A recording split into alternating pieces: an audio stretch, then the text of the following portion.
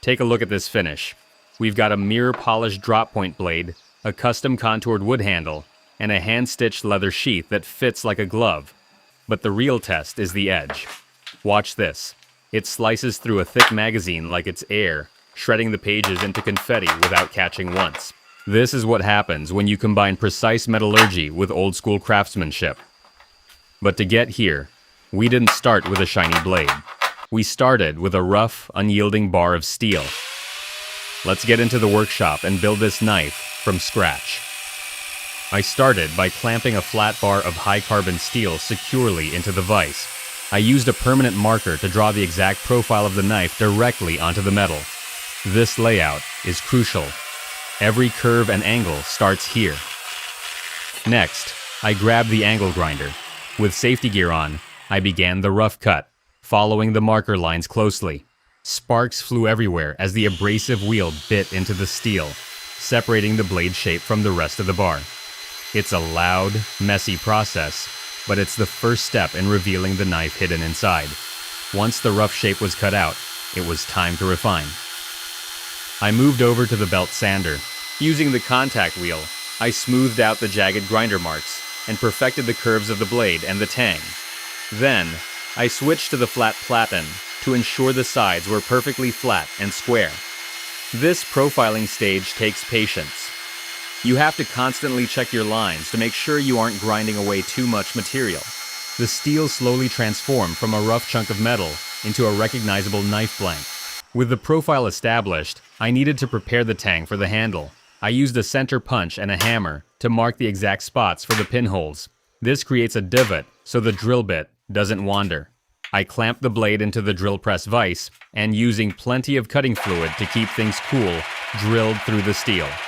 These holes will eventually hold the brass pins that lock the handle scales in place. Before heat treating, I sprayed the entire blade with a high-temperature black spray paint. This serves two purposes.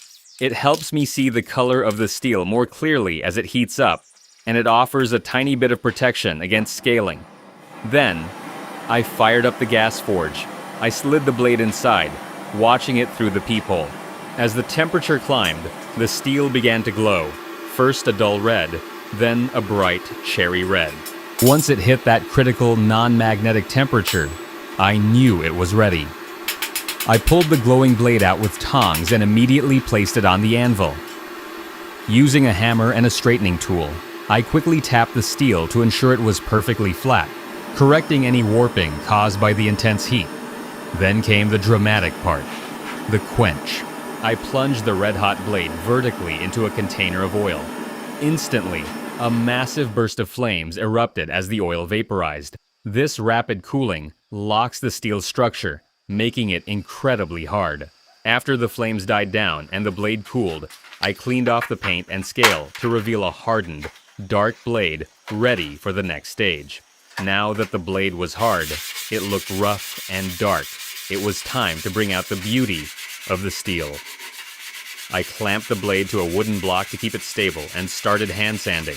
I used a spray bottle with a lubricant and worked through progressively finer grits of sandpaper. This is a tedious, repetitive process, but it's necessary to remove all the heat treat scale and deep scratches. Once the hand sanding was done, I moved to the buffing wheel. This is where the magic happens. I applied polishing compound to the wheel and carefully ran the blade against it. The dull, sanded steel instantly began to shine. I worked the entire surface, flipping the blade to catch every angle until it had a mirror-like finish. The contrast between the gleaming, polished blade and the dark, unfinished tang was already looking stunning. But a knife isn't finished without a handle. For the handle, I selected a beautiful block of hardwood. I placed the knife tang on the wood and traced the outline with a fine tip marker. I took the wood to the bandsaw and carefully cut out the rough handle scales, staying just outside the line. Back at the belt sander, I began shaping the wood, grinding it down until it matched the traced shape perfectly. I constantly test-fitted the wood against the metal tang to ensure a flush fit. Any gaps here would ruin the structural integrity. Once the fit was perfect, I wrapped the polished blade in protective tape and foil to shield that mirror finish from epoxy and glue. I mixed up a batch of high-strength 2-part epoxy and applied a generous layer to both the wood scales and the steel tang. To ensure the handle never twists or separates, I inserted brass pins into the holes I drilled earlier, coating them in glue and hammering them home. These pins add mechanical strength and a classic aesthetic. I clamped the whole assembly tightly and let the epoxy cure. After the glue dried, I removed the clamps. The handle was now one solid piece with the blade, but it was still blocky and rough. I took it back to the belt sander to shape the final contours. I carefully ground the wood, blending the curves of the handle seamlessly into the metal tang. I paid close attention to ergonomics, ensuring the grip felt natural in the hand. Once the shaping was done, I switched to hand sanding, working through the grits to give the wood a silky smooth, natural finish.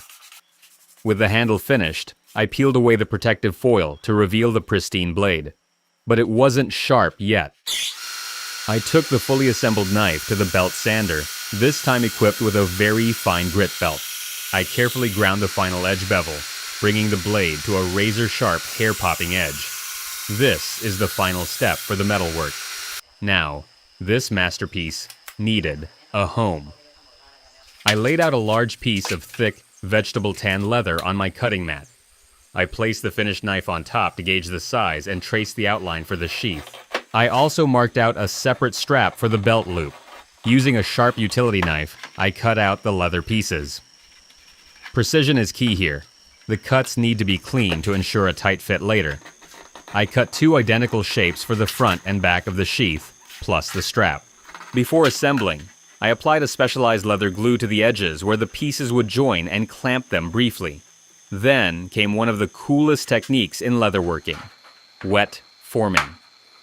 To protect the knife's mirror finish from the water and dye, I wrapped the entire blade and handle tightly in plastic cling film.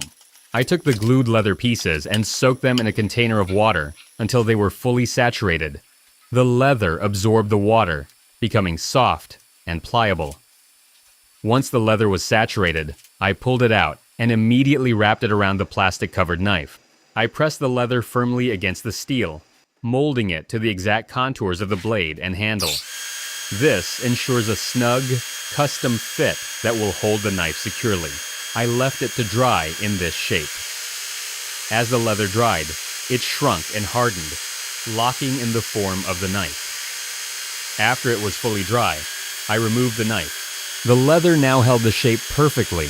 I trimmed away any excess material and took the rough sheath back to the belt sander. I sanded the edges smooth, blending the layers of leather together seamlessly. Now it was time for color. I applied a black dye to the main body of the sheath, giving it a sleek, tactical look. For the belt loop strap, I chose a contrasting dark brown dye, adding a nice two-tone aesthetic to the final piece. With the dye dry, the real craftsmanship began: stitching. I used a pricking iron and a hammer to punch evenly spaced holes along the edge of the sheath. For the tighter curves, I used a rotary tool to carefully drill out the stitching holes. Then, using 2 needles and heavy-duty waxed thread, I hand-stitched the sheath together. This saddle stitching is incredibly strong and adds a beautiful, traditional look. I pulled each stitch tight, ensuring the sheath was durable enough for years of use. Finally, I burnished the edges with a wooden slicker and some wax, rubbing vigorously to seal the edges and give them a polished, professional finish. I used a heat gun to help set the dyes and finishes, bringing out the depth of the colors. And there it is. The project is complete. We went from a raw bar of steel to a razor-sharp work of art with a custom-molded, hand-stitched leather sheath. The contrast between the gleaming steel, the warm wood handle, and the dark leather is stunning. To prove just how sharp that edge is, I performed one final paper test, slicing through a magazine with effortless precision. From raw material to finished tool, this has been an incredible journey of craftsmanship. Thanks for watching.